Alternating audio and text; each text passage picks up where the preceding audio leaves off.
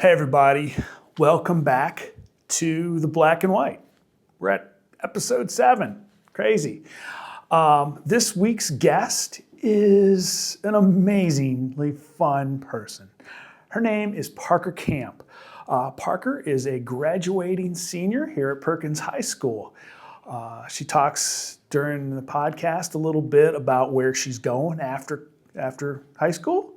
Obviously, she talks about her favorite book, actually 2 favorite books, and she tells us also a little bit about what she does when she's not working. Hint, she works at a local bookstore and she gets a great discount. Anyways, we'll hear more about that during the podcast. So please enjoy. Parker Camp, welcome to the Black and White. This is episode number 7.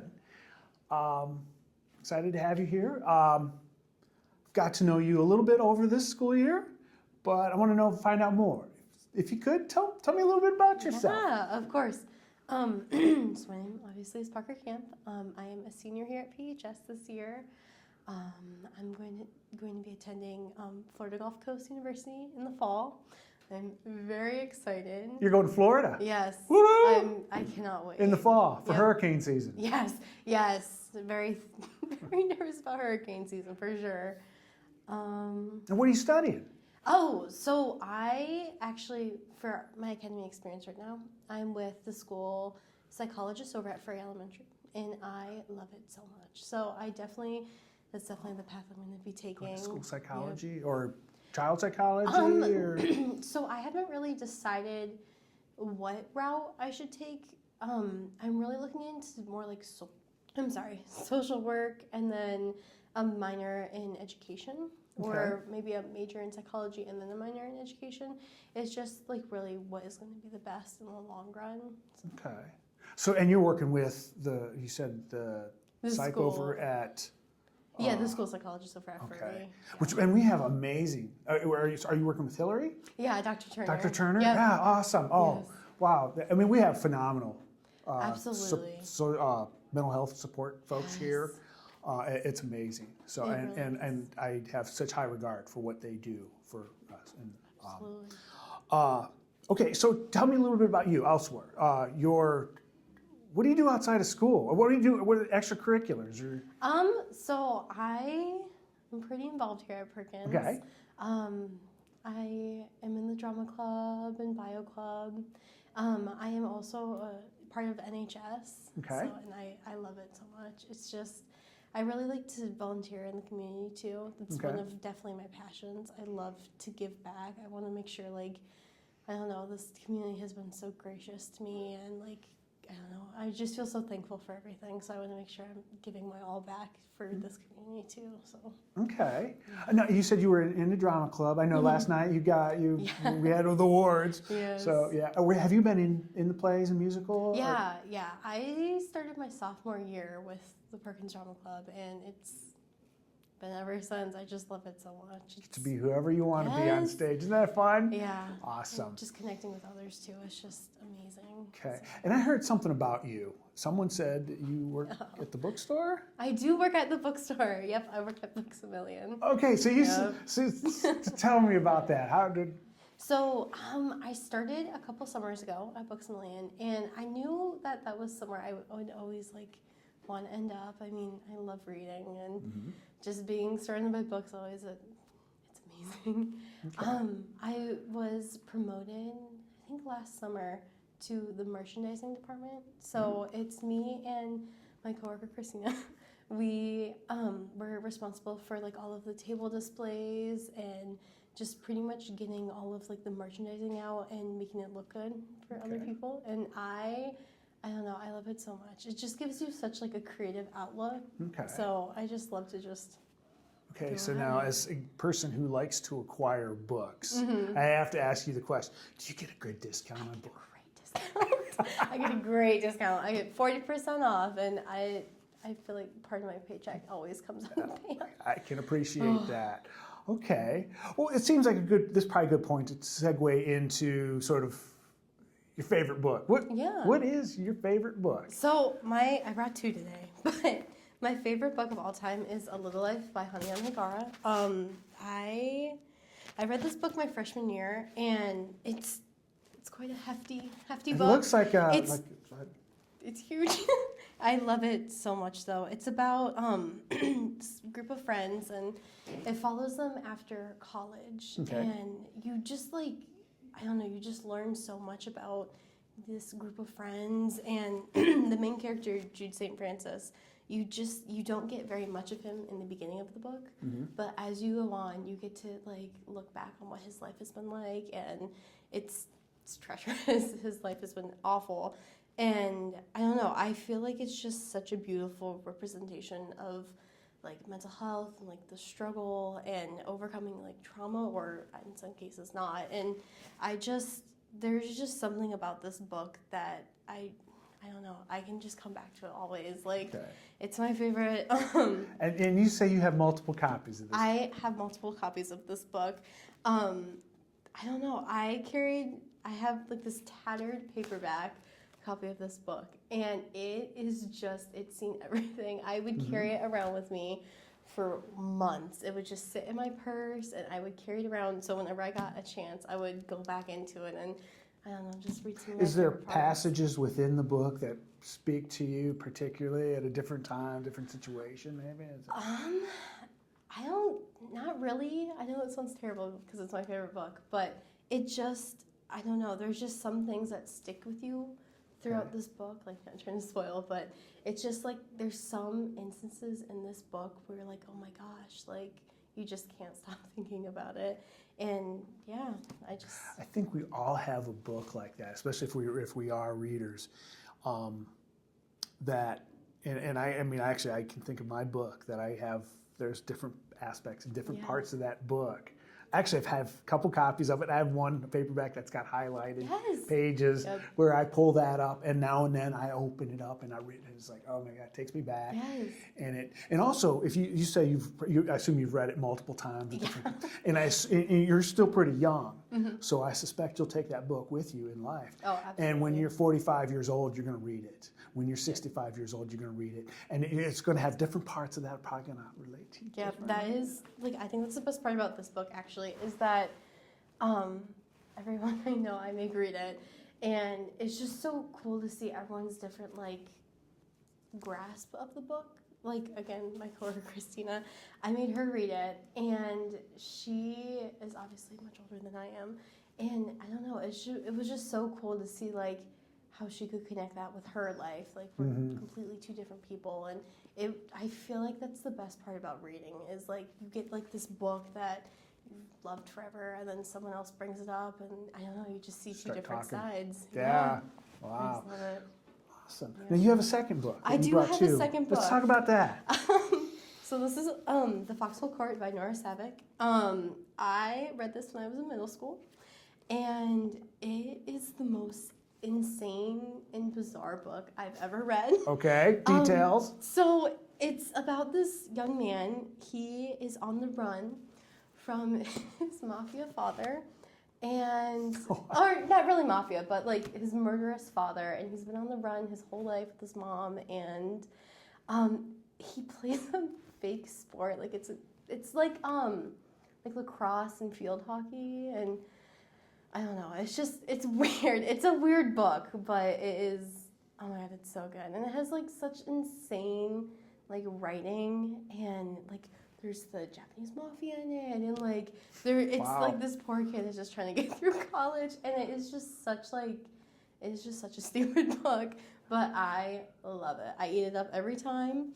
I've been trying to convince my sister to read it for years, and she finally did, and she loves it too, and it's just a stupid, silly book that, I don't know, I love it.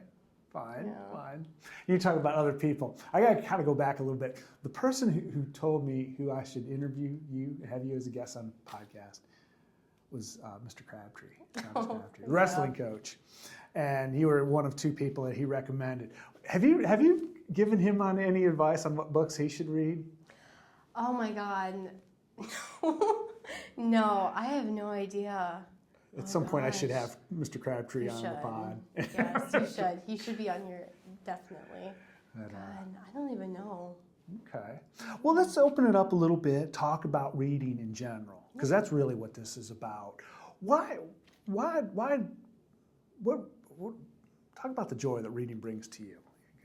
I don't know. I feel like reading is just like an escape. Like, I don't know, you could live through like these terrible things, or you could just have like a bad day, and then you can just, I don't know, slip into a world of on the runness. And it was just, I don't know, I just love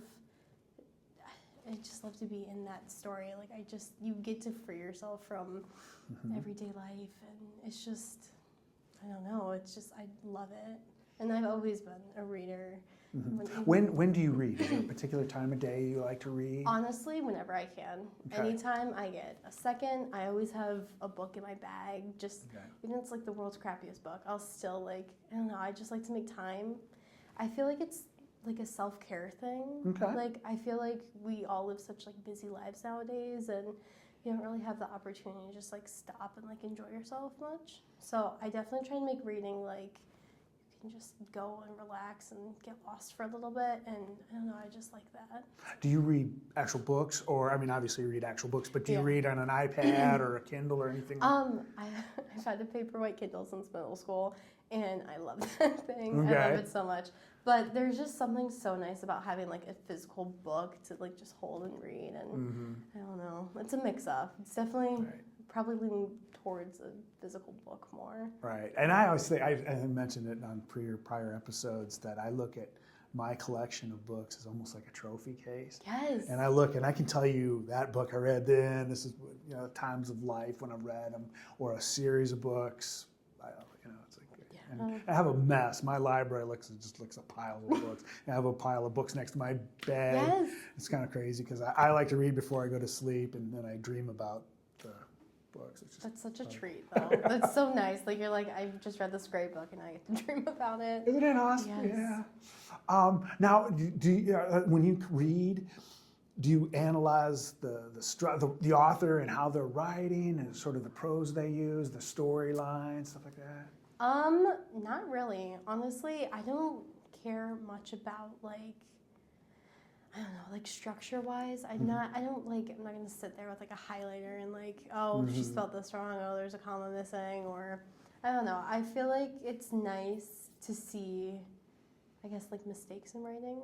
Yes. I don't know. Like, I just Human. like to see it. Like, yeah, it makes you human. Like, I don't know. I just love it.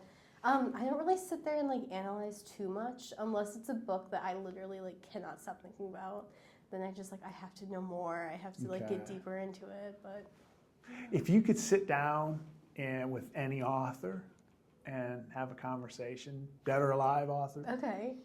who would that be, and what would you ask them? I would probably want to talk to Suzanne Collins. Okay. She wrote the Hunger Games books, and I have quite a few questions.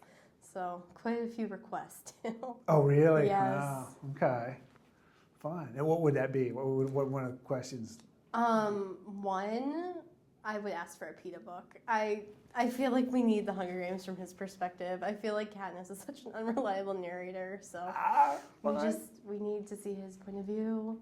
And obviously, I want a Finnick Odair book. Like, I want a POV from him, please. So, probably just a couple requests. Ms. Collins, if you're listening out there, please. Very good. One of the things I try to ask all my guests, and this kind of goes back to the first section, it doesn't have to be about reading, but what matters to you?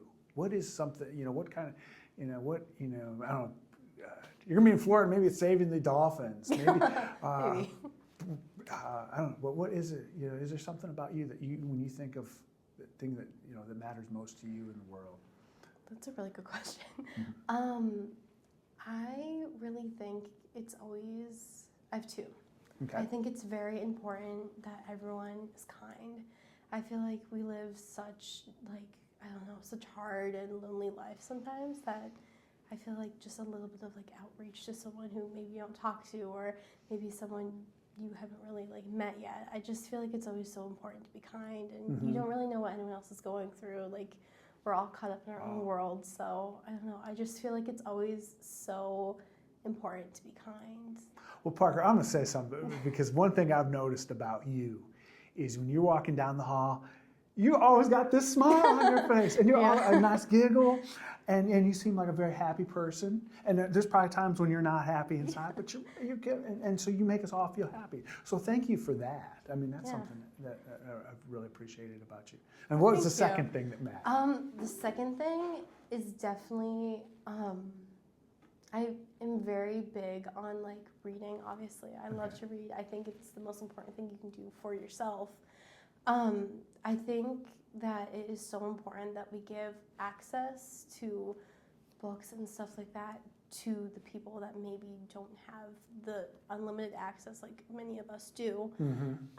Recently, I held a book drive throughout the school systems, and it was just so, it was so insane to see like the community like giving back, and like I showed up to the high school in like the morning, and like I checked the office, like it started on a Monday, I checked Wednesday, and or I checked Tuesday, and there was nothing, and I was like, oh no, like I hope we start seeing some soon.